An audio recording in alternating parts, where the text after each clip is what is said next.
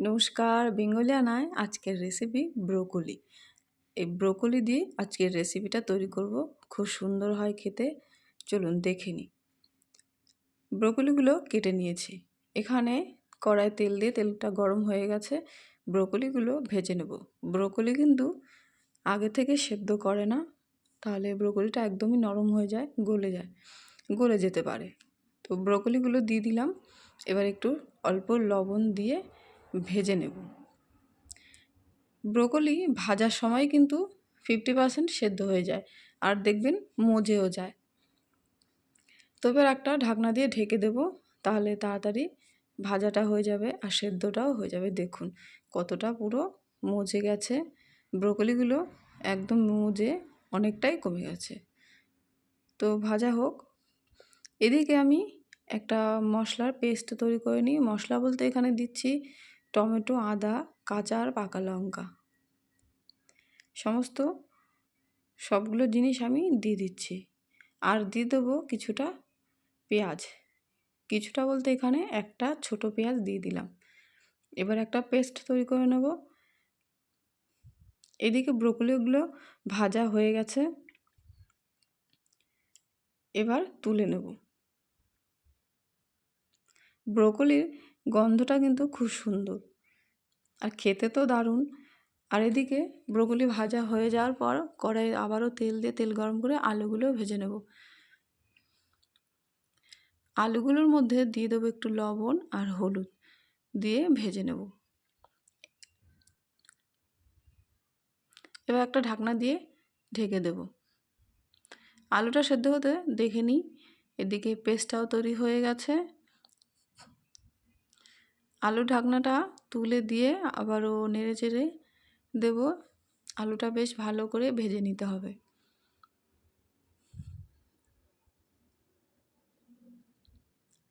তো আলুগুলো ভাজা হয়ে গেছে, এবার তুলে নেব।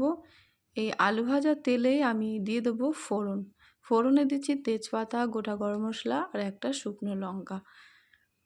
তো ফোড়নটা ভাজা হয়ে গেছে, এবার তৈরি করে রাখা পেস্টটা দিয়ে দিচ্ছি।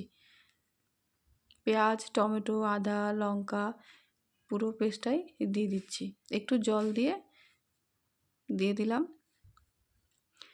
পেস্টটাকে ভালো করে একটু কষিয়ে নিয়ে তারপর এর মধ্যে বাদবাকি মশলাগুলো অ্যাড করে দেবো। তার আগে দিয়ে দিচ্ছি এখানে কিছুটা পরিমাণ কড়াইশুঁটি। কড়াইশুঁটিটা এখন দিয়ে দিয়েছি, এই মশলা কষানোর মধ্যেই সেদ্ধ হয়ে যাবে। আপনারা চাইলে আগে ভেজেও তুলে রাখতে পারেন। তো মশলাটা কষিয়ে এবার বাদবাকি মশলাগুলো দিয়ে দিচ্ছি। দিয়ে দিলাম জিরের গুঁড়ো, পরিমাণ মতো হলুদ গুঁড়ো আর স্বাদ মতো লবণ। আর দিয়ে দেবো একটু লঙ্কার গুঁড়ো,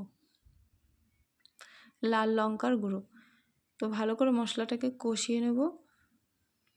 কিছুক্ষণ কষিয়ে 2 মিনিট মতো কষিয়ে নেব, নিয়ে এর মধ্যে ভেজে রাখা আলুগুলো অ্যাড করে দেব। এবার আলুগুলো অ্যাড করে দিচ্ছি। আলুগুলো দিয়ে আবারও কিছুক্ষণ কষিয়ে নেব, যাতে মশলাটা আর আলুটাও সেদ্ধ হয়। কিছুটা আস্তে আস্তে নেড়ে সেদ্ধ করে নেব। এবার অ্যাড করে দিচ্ছি জল। আবারও জল দিয়ে নেড়ে চেড়ে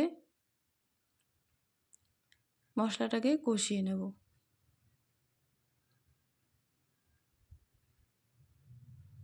এবার একটা ঢাকনা দিয়ে ঢেকে দেব। কিছুক্ষণ পর ঢাকনাটা তুলে দেখে নেব। দেখুন জলটা কিন্তু শুকিয়ে গেছে আর আলুটাও অনেকটাই সেদ্ধ হয়ে গেছে। এবার এর মধ্যে ব্রোকলিগুলো অ্যাড করে দেব। ঝটপট এভাবে ব্রোকলি রান্না করে অবশ্যই খেয়ে দেখবেন, দারুণ হয় খেতে। খুব কম মশলাতেই কিন্তু রান্নাটা হয়ে গেল। তো ভালো করে মশলাটাকে কষিয়ে নিলাম, নিয়ে কিছুটা জল দিয়ে দিলাম। জলটা পরিমাণ মতো, মানে নিজের ইচ্ছে মতো, যে যেরকম খাবে ঝোল সেই পরিমাণ বুঝেই ঝোলটা বা জলটা দিতে হবে। তো আমি অল্প দিয়েছি। এইভাবে আবারও কিছুক্ষণ কষিয়ে নেব।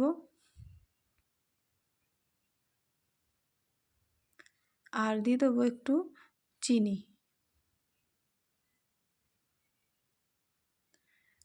তো চিনিটা দিয়ে নেড়েচেড়ে কিছুক্ষণ ফুটিয়ে নিলেই তারপর দিয়ে দেবো গরম মশলার গুঁড়ো আর দিয়ে দেবো ধনেপাতা কুচোনো।